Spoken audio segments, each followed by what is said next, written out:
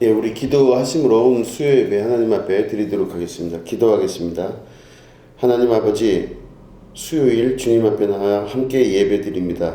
하나님, 이 예배 가운데 좌정하시고 하나님 영광 홀로 받으시며 말씀이신 주님 만나는 귀한 시간 되게 하셔서 하나님께서 우리에게 역사하시는 그 역사를 체험하는 시간 되게 도와주시며 우리가 또한 말씀 안에서 하나님의 말씀을 듣고 세상 나가 살아가는 귀한 능력과 또한 소망의 힘을 얻을 수 있도록 도와주시옵소서. 결단하는 시간 되게 하여 주시옵소서.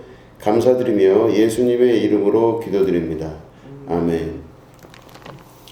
우리 하나님 말씀 함께 보시겠습니다. 누가복음 16장 11절부터 15절까지의 말씀입니다.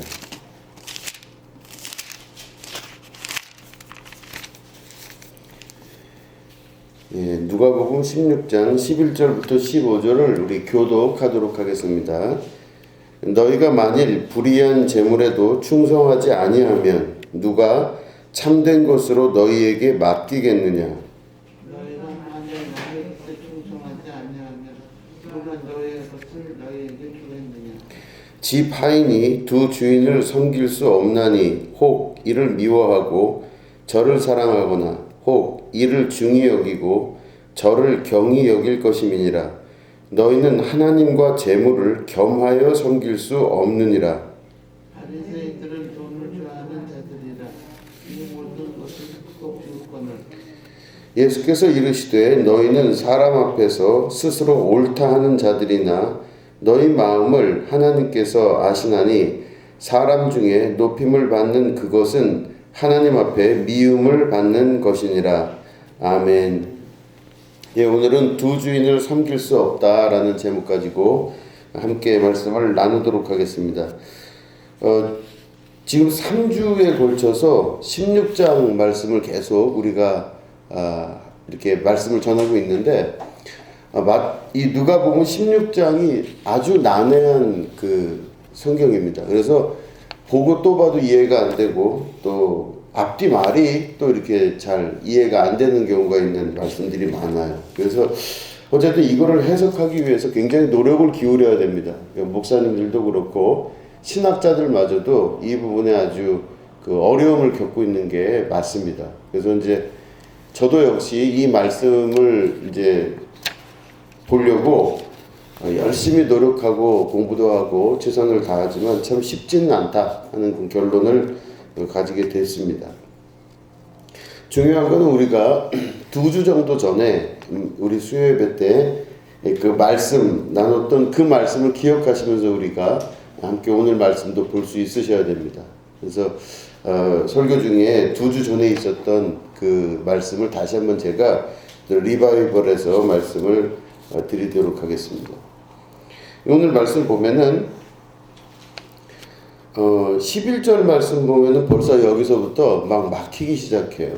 보면은 너희가 만일 불의한 재물에도 충성하지 아니하면 누가 참된 것으로 너희에게 맡기겠느냐 이렇게 하고 12절 보면 너희가 만일 남의 것에 충성하지 아니하면 누가 너희의 것을 너희에게 주겠느냐. 이상하죠. 두 번째 12절 보면 누가 남의 것에 충성하지 아니하면 누가 너희의 것을 너희에게 주겠느냐 이렇게 말해요. 이상하지 않습니까? 남의 것에 충성하지 아니하면 누가 너희의 것을 너희에게 주겠느냐 이런 말씀이세요. 이해가 잘 안 돼요. 남의 것에 충성하는데 왜 누가 너희의 것을 너희에게 누가 주겠느냐. 그 충성 안 하는 사람한테. 내 건데 왜 그걸 그렇게 말씀하시니까 이렇게 의문이 드는 그런 문장입니다. 근데 이 문장만 가만히 보면 남의 것에 충성하지 아니하면 너희의 것을 누가 너희에게 주겠느냐 이 말씀만 생각해 보면은 당시에 이제 그 시대적 배경을 봐야 됩니다. 시대적 배경을 보면 일하는 사람이 있습니다. 이게 그 일하는 사람은 자기 걸로 일하는 게 아니라 이제 큰 부자라든가 주인이 있는 그런 뭐 농장이라든가 이런 데 가서 포도원이라든가 이런 데 가서 일을 하는 거예요. 일을 하기도 하고 이제 합니다. 하는데 거기서 하루 일을 하고 나면 그 일의 일당을 받죠. 일당을 받아요. 그러면은 그 일한 것에 대한 대가를 받는 게 우리는 당연하다고 우리는 생각을 해요. 그런데 여러분 생각해 보시면 그 하루 일을 하는데 일당을 받으려면 저녁 6시가 넘어야 일당을 받을 수 있다. 이제 가정을 해보면 그러면 저녁 6시가 되기 전에 이 사람이 이 노동자가 받을 돈은 6시 되기 전이면 현재 누구 거예요? 그 돈은 주인 거죠. 6시 되기 전에는 주인 건데 일 마치면 6시가 딱 넘어가면 이 일을 한 사람의 것이 돼요. 그러니까 지금 여기 말씀하신 걸 보면은 이 남의 것에 충성하지 아니하면 누가 너희의 것을 너희에게 주겠느냐, 이 말씀은 그렇게 이해하시면 뭐냐면 지금 현재 6시 되기 전에 주인 주머니에 오늘 줄 일당이 있는 거예요 지금. 그러면 내가 오늘 만약에 일하는 사람이라면 내 돈을 지금 누가 갖고 있냐면 주인이 갖고 있어요. 그렇기 때문에 주인 주머니에 있는 돈이지만 그게 어차피 내 거예요. 그런데 이 내 건데 그 주인 주머니에 있는 돈이 내 건데 만약에 이 일한 사람이 주인의 뜻에 맞지 아니하면 그 돈이 만약에 내 거라고 생각하더라도 그 사람에게 주지 않을 수 있는 거예요. 아, 이 사람이 제대로 일을 안 했는데 시간만 채운다고 돈을 줄 수는 없지 않냐, 이렇게 나오면은 그날 일한 사람은 그 돈을 못 받는 거예요. 자기 돈인데 못 받아요. 왜요? 주인의 뜻에 맞지 않기 때문에 그래요. 그러니까 주인이 예를 들어서 여기서부터 저기까지 땅을 파라 그랬는데 땅을 파지는 않고 온종일 딴 일만 했어요. 그럼 이 사람은 그날 일당을 못 받아가는 거예요. 왜냐하면 주인 말 안 듣고 자기 하고 싶은 일을 했으니까. 그러니까 결국엔 이 말씀을 보면은 말씀 자체로 보면은 말이 잘 이해가 안 돼요. 그죠? 그러나 이제 이렇게 설명을 들으면 이해가 되시잖아요. 그럼 보시면 첫 번째 우리가 읽었던 11절부터 자세히 보시면 너희가 만일 불의한 재물에도 충성하지 아니하면 누가 참된 것으로 너희에게 맡기겠느냐, 이렇게 처음에 말씀하세요. 불의한 재물에도 충성하라 그랬습니다. 근데 여기 불의하다는 게 우리는 잘못된 걸로 해석이 되잖아요. 그러니까 옳지 않은 돈에도 너희가 충성을 해라, 이렇게 보입니다, 한국 성경은. 근데 이게 만약에 영어 성경으로 넘어가면은 이게 뭐라고 돼 있냐면은 worldly wealth라고 돼 있어요. 뭐냐면 불의한 돈이 뭐냐면은 worldly wealth라고 돼 있는데 이게 무슨 뜻인가 하니 잘못된 돈이 아니라 이 세상에서의 돈이 이루어지는 방식을 말해요. 세상적인 돈이 이루어지는 방식, 그 방식에도 너희들이 최선을 다하지 않는다면 누가 참된 것으로 너희에게 진짜 돈이 올 때 그 돈을 너희에게 누가 맡기겠느냐, 이런 뜻입니다.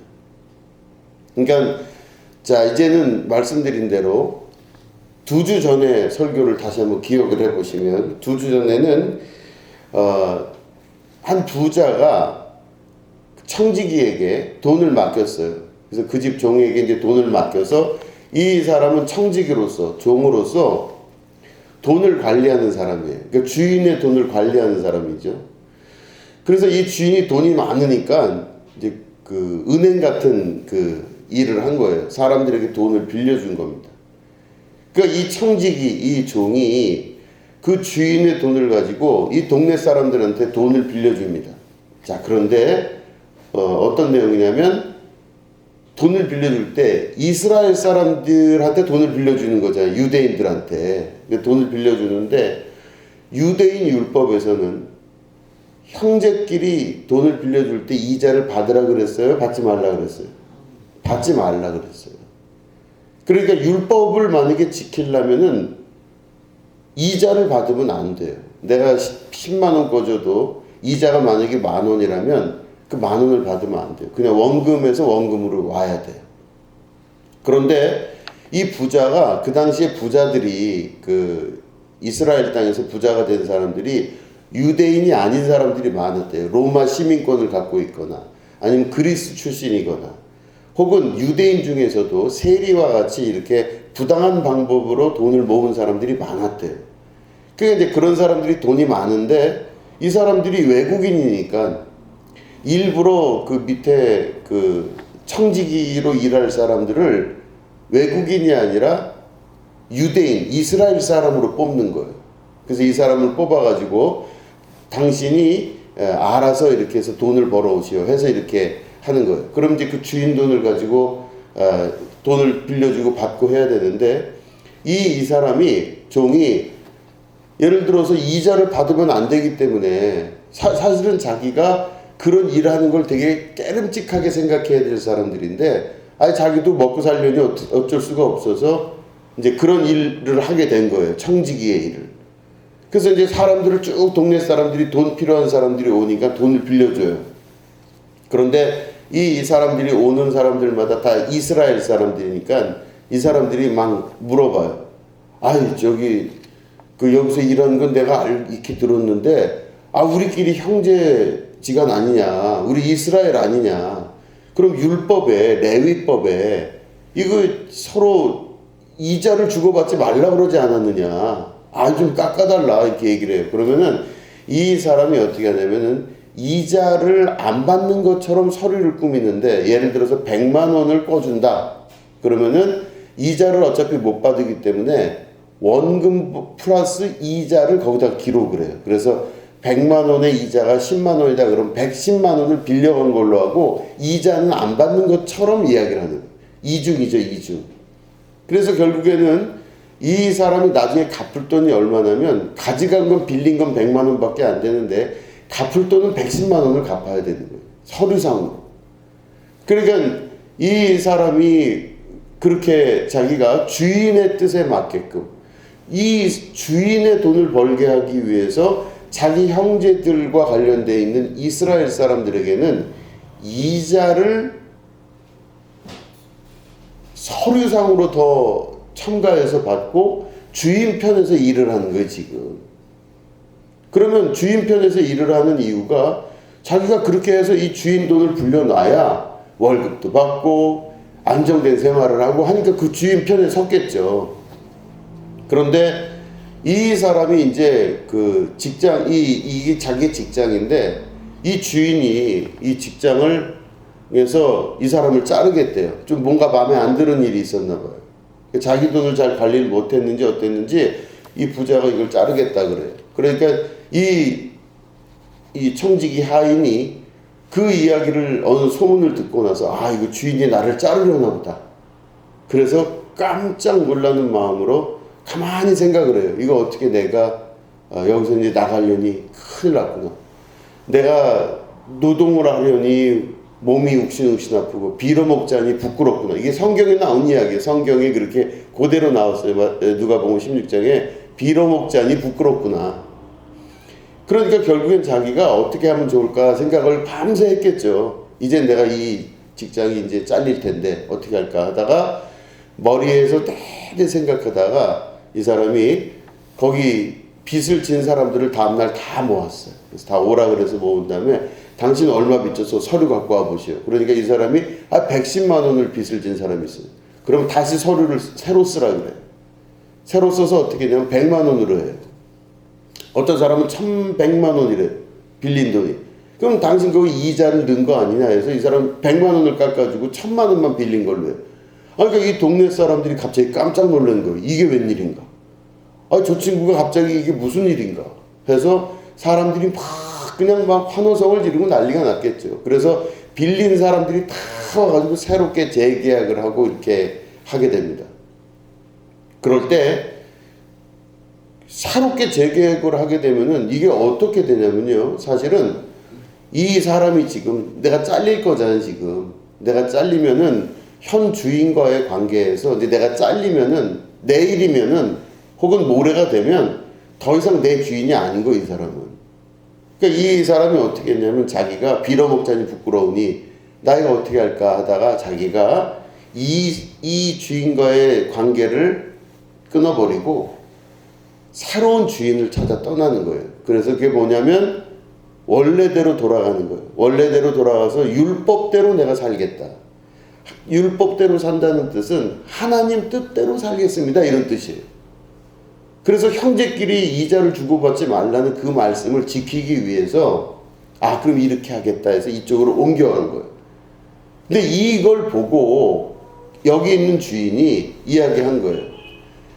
세상 돌아가는 모든 이치가 사실은 돈 벌기 위해서 또 이 이익을 얻기 위해서 문서도 위조하고 이렇게 하면서 원금의 이자를 더해서 원금 빌려가는 것처럼 속이고 이런 식으로 돌아가는 게 세상의 돈인데, 이게 소위 여기 성경에 이야기하는 불의한 재물이에요.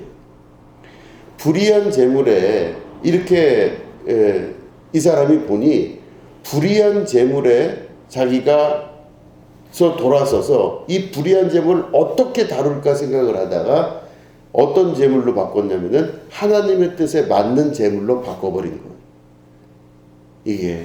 이게 잘못 보면은, 이 성경을 잘못 생각하면 주인의 돈을 함부로 자기가 쓴 사람으로 보이지만, 사실은 전체적인 맥락에서 보면 이스라엘 땅 안에서 이런 식으로 계약을 잘못 체결하는 경우가 이 주인이 더 잘못하는 거예요. 실제로는 이건 어떤 법으로도 이 주인이 걸리는 거예요.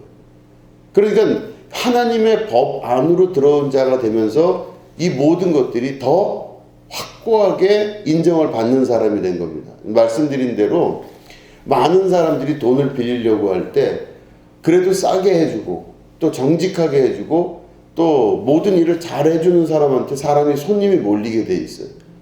근데 이 종이 이 일을 행한 그 이후에 많은 사람들이 돈을 빌리러 이 주인에게 다가와요. 그리고 소문이 나요. 이 사람은 로마 사람인데도 우리 율법을 잘 지키고 우리의 마음을 아주 뿌듯하게 하는 그런 부자인 것 같아요. 이 사람은 참 사람이 괜찮은 것 같아요. 이 사람은 참 사람이 좋은 것 같아요. 그러니까 이 주인이 자기는 가만히 있다가 이 자기 돈 관리하는 종 자르려고 했는데, 자르려고 하는 종이 율법대로 이거를 재계약을 하고 나서 오히려 동네 사람들한테 인기가 좋아진 거예요. 아주 훌륭한 주인으로, 또 아주 훌륭한 부자로 돈을 잘 쓰고 아주 굉장하게 지혜롭게 또 사람들을 잘 이렇게 아우르는 착하고 선한 주인으로 이 사람이 변화가 된 거예요. 그러니까 이 주인의 입장에서 봤을 때 자기 돈이 그냥 묵혀있는 돈이 아니라 이 돈을 가지고 조금 후에 조금 더 이자를 더 낸다 한들 큰 문제가 없는, 그래서 박리다매라 할지라도 인기도 높아지고 사람도 여러 가지 위치가 좋아지는 사람으로 이게 변해버린 거예요. 이게 누구 때문에 가능하게 됐냐? 바로 여기 있는 종 하나 때문에 이렇게 된 거예요. 그럼 종이 어떤 일을 해서 그렇게 됐어요? 자기 결단을 통해서 하나님의 뜻에 합당하게 살기로 결정을 했을 때 오히려 자기가 잘릴 것을 두려워하지 아니하고 이미 잘렸다고 생각하니 나는 죽었습니다 라고 생각하는 상태에서 율법에 자기가 마음을 전향시켜서 거기에 자기가 순종하여서 하나님의 뜻을 이룬 것이 곧 주인에게도 또 본인에게도 마을 사람들에게도 모두 다 행복하고 좋은 결과를 냈다. 이게 우리가 지지난주에 들었던 설교의 내용이에요. 이게 중요하다는 겁니다. 그러면 우리는 대부분 많은 사람들은 내가 만약에 종이라면 혹은 청직이라면 하인이라면 주인의 돈을 관리를 할 때 우리는 무서워요. 이 주인이 나를 자를까봐 무섭고, 그러면 나를 자른다고 그럴 때 우리가 보통 어떻게 하냐면은 절절절절 매요. 그래서 자를까봐 무섭고 이렇게 될까봐 겁이 나기 때문에 그 겁나는 것으로 인해서 내가 다른 식의 방식의 일들을 합니다. 그래서 더 강하게 사람들에게 이자를 많이 매기든지 그럴 수 있지 않습니까? 성경에 나오지 않지만 충분히 이게 가능한 이야기예요. 사람들을 불러 모아서 반대로 이 주인의 편에 서기 위해서, 이 주인에게 들러붙기 위해서 할 수 있는 일은 뭐예요? 이자를 더 크게 내는 거예요. 당신 지금 1,000만 원 빌려갔으면 1,100만 원 지금 적었는데 아니야, 다시 계약해. 1,500만 원으로 계약해야 돼. 아, 이런 게 어딨냐고 막 그러면, 그럼 돈 갚으라고. 필요 없다고. 이런 식으로 만약에 해서 아주 박하게 하고, 아주 사람 박하게 하고 힘들게 하고 하면서 사람들에게 이자를 2배, 3배로 더 받았으면은 여기 있는 세상 주인은 혹은 외국인 주인은 훨씬 이 사람에 대해서 돈 벌어왔구나 이러고 자리를 유지하긴 할 수 있을 거예요. 그런데 결국 이 사람이 그런 식으로 행동하면 이 모든 것들은 주인은 더 악해지고 여기 있는 그 주민들은 더 힘들어지고 이 사람은 더욱더 독해지게 될 거예요. 그러니까 이런 삼자가 모두 악해지게 되는 그런 경우를 바로 이 종이 어떤 행동을 하냐에 따라 이게 만들어지게 되는 것인데 그런 것들이 바로 지지난주 말씀의 핵심이에요. 자, 그러면 그 불의한 재물들에도 충성하지 아니하면, 다시 말해 세상에 돌아가는 이치, 그 세상에 돌아가는 돈의 개념에 이런 식으로 지혜롭게 행동하지 아니하면, 누가 만약에 하나님께서 진짜로 하늘의 돈, 하늘의 재물, 하늘에서 공급하시는 하늘의 기쁨과 영광으로 이것을 주실 때 그걸 너희에게 과연 맡기겠느냐. 그러니까 작은 것을 보면 큰 것을 볼 수 있다는 겁니다. 작은 것에 충성한 자는요, 큰 것을 맡길 수가 있어요. 그러니까 작은 것에 충성한 사람은 큰 것을 하나님께서 주십니다. 그래서 내가 이만큼 충성하면요, 하나님이 더 큰 충성할 수 있도록 주세요. 이게 하나님 나라의 법칙입니다. 내가 이만큼 충성하면 더 크게 충성할 수 있도록 하나님 주시고, 내가 이만큼 최선을 다하면 더 크게 최선 다할 수 있도록 더 많은 걸로 주시는 것이 하나님의 뜻이에요. 그렇기 때문에 그런 것들, 다른 사람들이나 다른 어떤 돌아가고 있는 모든 세상적인 돈에 대해서도 최선을 다해서 거기에 충성하고 이렇게 하지 아니하면 누가 너희의 것을 너희에게 주겠느냐. 다시 말해 내 주머니 안에 있는 이 돈을 누가 너희에게 그것들을 주겠느냐 이렇게 말씀하십니다. 자, 그래서 13절로 이렇게 넘어가면 어떤 말씀하시냐면, 집 하인이 두 주인을 섬길 수 없나니 혹 이를 미워하고 저를 사랑하거나 혹 이를 중히 여기고 저를 경히 여길 것임이니라. 너희는 하나님과 재물을 겸하여 섬길 수 없느니라 이렇게 말씀하십니다. 하나님과 재물을 겸하여 섬길 수 없다 그랬습니다. 우리 이 돈 관리하는 이 종의 이야기를 다시 생각해 보면, 이 종은 지금 어디 있냐면 이쪽으로 가면은 이 세상 돈을 관리하는 외국인이에요. 그죠? 이 주인이에요. 부자 주인이고, 이쪽으로 가면 하나님의 율법이에요. 형제들과 이자를 주고받지 말며 이거예요. 그런데 하나님의 법을 하나님이라고 지금 여기 표현하는 거예요. 하나님과 돈을 같이 섬길 수 없다 이렇게 말씀하세요. 그죠? 예를 들어서 이 사람의 논리대로 하자면요, 자기 돈의 주인의 논리대로 하자면 여기 있는 종은 어떻게 해야 되냐면요, 이 사람의 편에 서서 자기가 거기에 이렇게 들러붙어서 돈을 받고 직장에 잘리지 않고 살려면 이 사람의 이익을 높여주기 위해서 더 많은 사람들을 괴롭게 만들거나 이자를 높여줘야 이쪽에 살 수가 있어요. 근데 하나님의 율법은 그렇지가 않잖아요. 하나님의 율법은 이 사람을 포기하고 결국에는 사람들을 택하고 율법을 택한 것이죠. 하나님의 말씀을 택하는 것입니다. 여기가 갖고 있는 그 암묵적인 뜻은, 자, 생각해 보시면 여기 부자, 이 돈의 주인인 부자가 있는데 이 부자가 나를 자른다고 했어요. 그럼 내가 어느 날 그 얘기를 듣고 이제는 아까 말씀드린 대로 그런 식의 이제 이자를 다시 계산해서 재계약하는 걸 했다 치면, 여기 있는 그 주인이 나와의 관계가 어떻게 될까요? 내가 만약에 떠나게 되면 이 사람과의 관계가 끊어지고 떠나게 되는 거예요. 그러면 이 사람과의 관계가 끊어지면 나는 어떤 사람이 되냐면, 눈으로 볼 땐 괴롭고 힘든 삶이 되는 거예요. 직장을 잃었으니까. 직장을 잃었으니까 눈에 볼 때는 참 힘들고 어려운 삶이에요. 이 사람으로부터 내가 월급을 받고 이 사람의 돈을 관리하면서 이 사람이 원하는 일을 했던 사람이었는데 이 사람으로부터 내가 결연하여 떠나게 되면요, 그거는 내 생명이 위태로울 수도 있어요. 그러니까 성경에서는 그거를 아주 비참하게 얘기하잖아요. 뭐라고 얘기해요? 빌어먹자니 부끄럽고 일하자니 온몸이 아파서 일을 못하겠고, 이런 이야기를 하는 거예요. 그러니까 다시 말해, 세상 돈에 대해서, 세상 돈을 관리하는 세상에 대해서 내가 그를 주인으로 삼고 있으면 내 인생은 그로부터 받는 주인이 나를 다스리는 사람으로 살 수밖에 없는 겁니다. 다시 말해, 돈이 내 인생의 주인인 사람은요, 그 사람에게 끌려다니면서 평생을 내가 거기에 순종하고 살아야 돼. 그런데 어느 날 이 사람이 나를 내쳐버리겠다고 했을 때, 그때는 내가 생명을 잃는 것과 같은 두려움이 있지만 믿음으로 하나님의 율법, 하나님의 말씀, 하나님의 뜻으로 돌아가잖아요. 그렇게 되면 나는 죽은 줄 알았으나 사는 자가 되는 겁니다. 끝난 줄 알았는데 새로운 시작의 역사가 시작된다는 말씀이에요.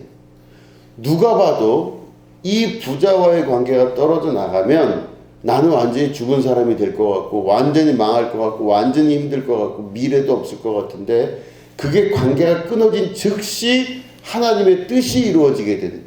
그래서 이런 사람을 성경에서는 지혜로운 자, 그리고 불의한 것에 충성할 수 있는 자, 그래서 지혜롭고 이 모든 충성이 가미된 자에게 하나님께서 하늘의 복으로, 하나님께서 주시는 하늘의 복으로 함께 하신다는 축복의 역사가 여기 담겨 있는 그런 깊은 뜻이라고 볼 수가 있는 것입니다.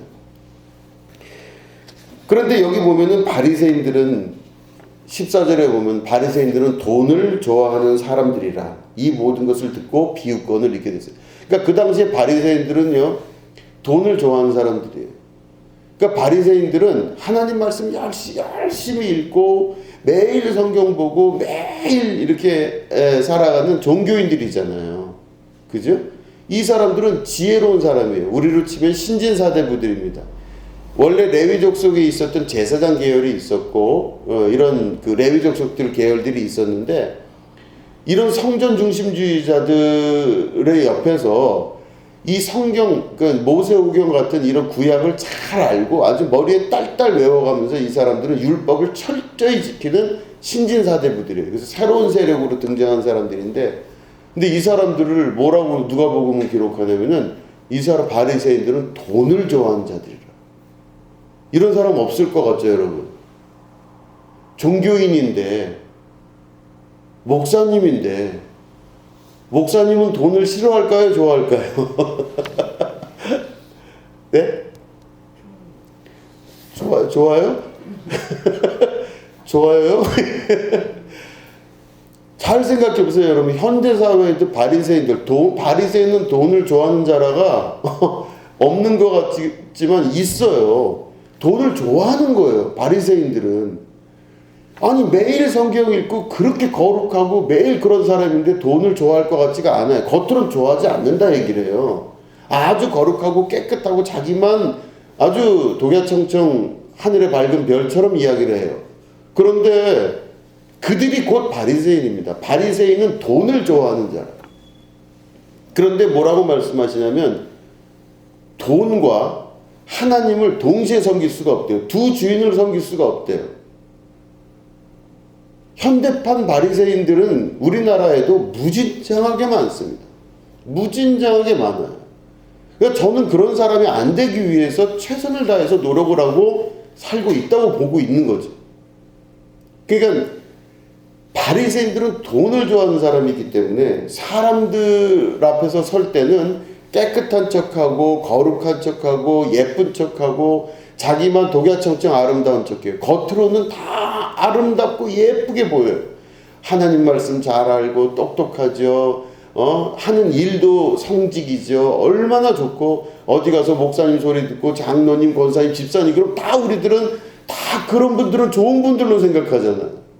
근데 바리새인들인데 그런 바리새인들이 돈을 좋아하는 사람들. 세상 사람들이 다 좋아하는 거를 바리새인도 같이 좋아하는 겁니다.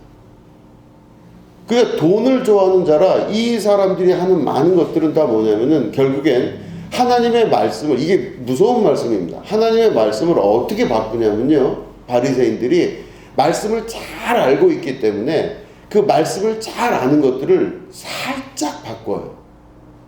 살짝 바꿔요. 어떻게 바꿔요? 자기가 옳다 하는 것으로 바꿔버려요. 그러니까 누군가가 아유 왜 바리새인 정도 되시면은 이렇게 말씀하시면 안 되지 않습니까?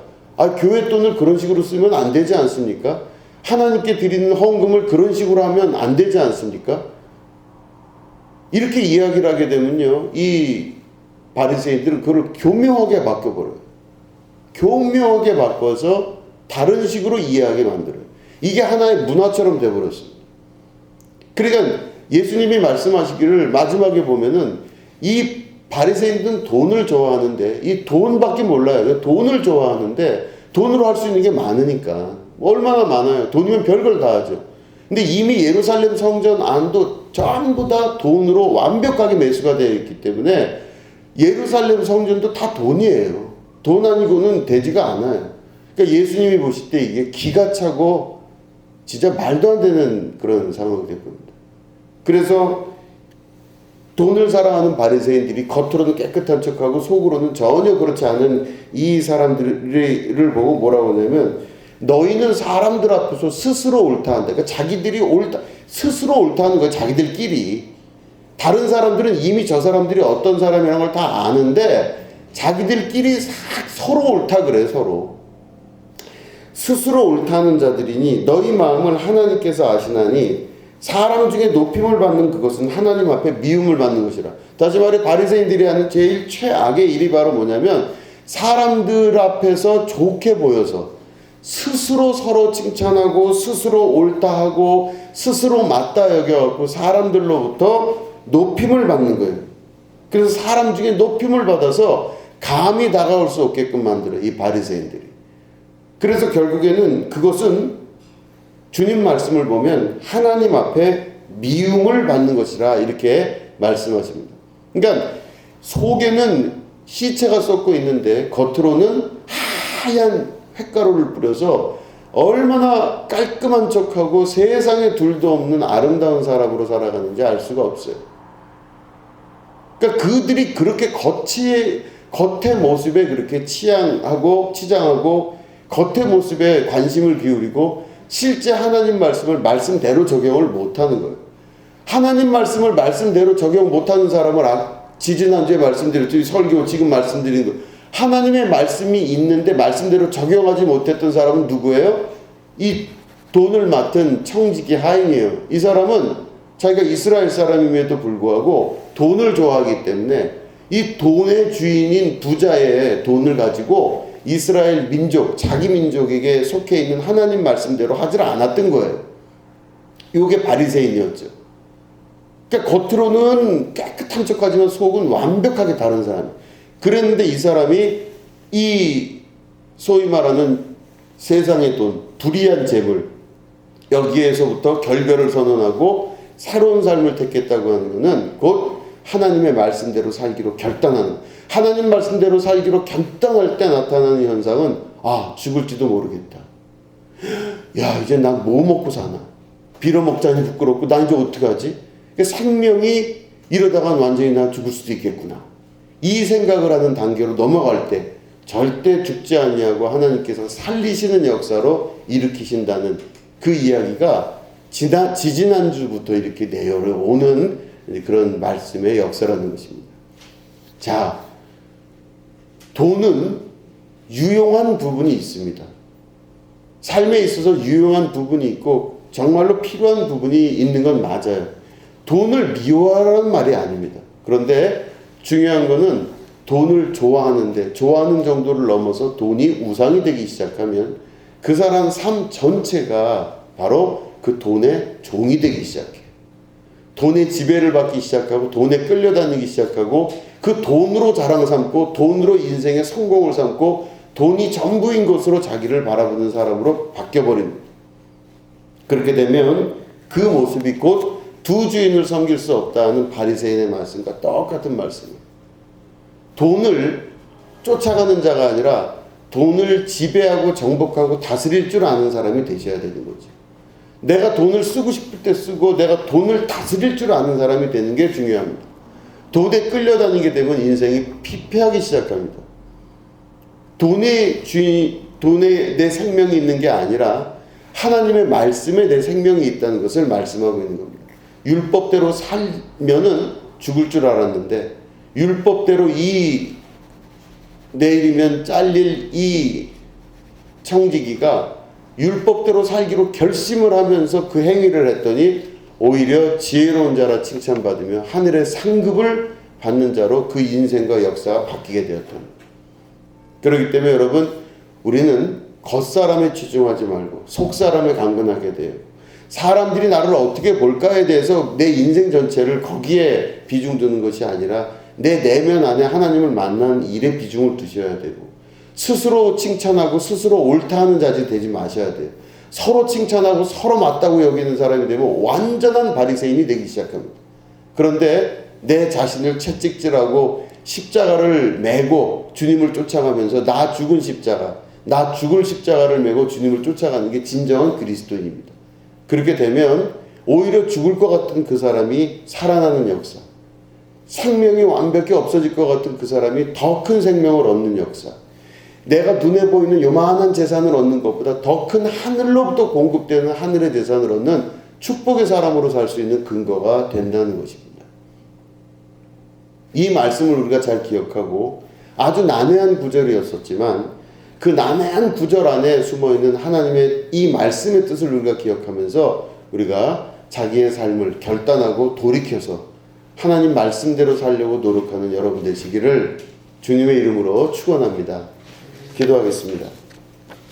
하나님 아버지, 우리에게 주신 한 생명, 이 생명이 승리하는 삶으로 갈 수 있도록 주님 도와 주시옵소서. 우리 주님 가신 그 길대로 우리가 최선을 다해 걸어갈 때 성령 하나님 우리를 도우시고 물질의 노예가 되고 돈의 노예가 되어서 평생을 끌려다니다 끝나는 것이 아니라 물질을 지배하고 정복하고 다스릴 줄 아는 주인으로서의 삶을 살 수 있도록 이끌어 주시옵소서. 하나님 아버지, 우리에게 하늘에서 공급하시는 하늘의 큰 축복을 허락하여 주시고 하나님 주시는 능력과 하나님 주시는 새 힘과 하나님 주시는 물질로 승리하며 살아갈 수 있도록 역사하여 주시옵소서. 감사드리며 예수님의 이름으로 기도드립니다. 아멘.